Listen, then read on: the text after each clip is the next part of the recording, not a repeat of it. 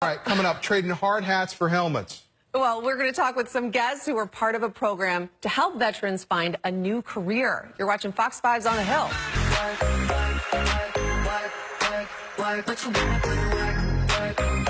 And welcome back to Fox 5 News on the Hill, helping veterans get retrained to enter the workforce. That is the main goal for a local organization.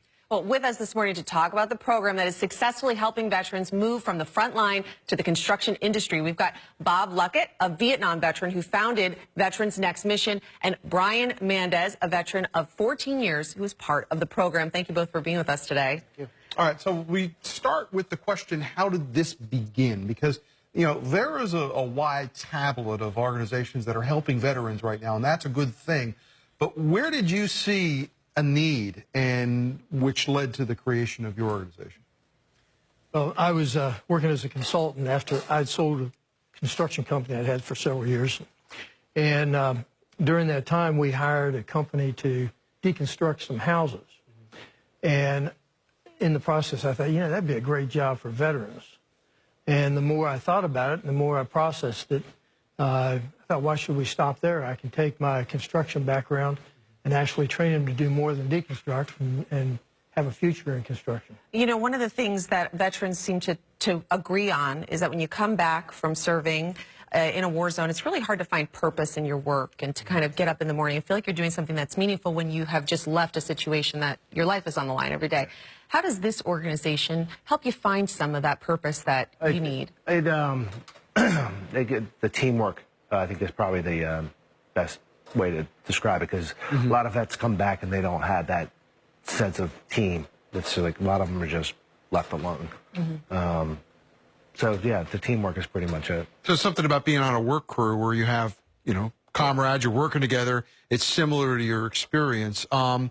What is the situation out there when you're a veteran, you've served your country, and you come back here and now you're separated from the military of what you've known? When you're trying to enter this job market right now, and you're trying to put the skills, very, you know, important skills, into the job place right now, and you maybe do not necessarily find a good fit right.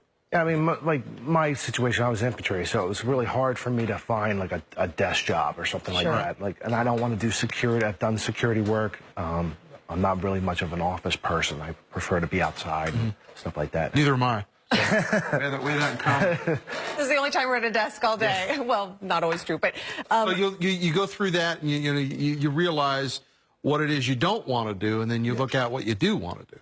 I mean, I went to school, got a drafting degree with ITT Tech, which now is closed, but a lot of places require, you know, experience, not just education. And it was really hard. I applied for a lot, but it just wasn't set. So you heard what Brian just said about experience versus and education. Bob, what do you do that helps these men and women who come home sort of be able to fill the role? Is there an education component? I mean, you can't just walk onto a construction site and do the job. So how do you help bridge that gap for these men and women? We have some classroom. Most of it, there's practical experience on the job. I work with them. I typically show them what to do the first time, let them do it the second time under my supervision, and the third time, let them walk away and do it.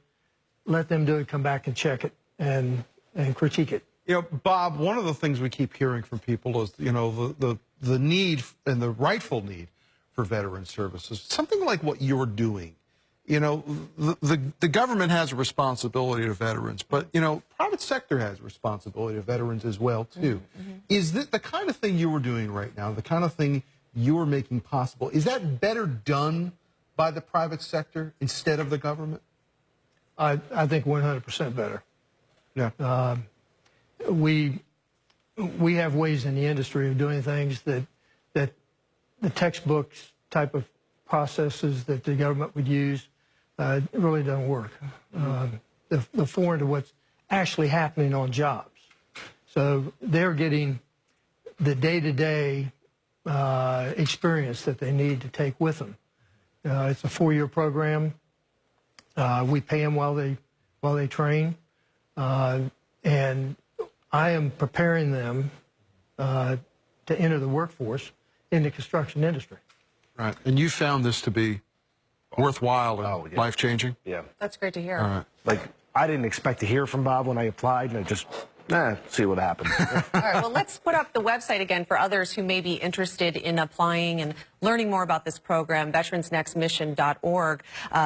Bob Luckett, you started the program, a Vietnam vet yourself, and Brian Mendez, you are part of the program. So we are very thankful to have you both on to share this story with us. We appreciate it. All right. Thanks for having me. Thank you.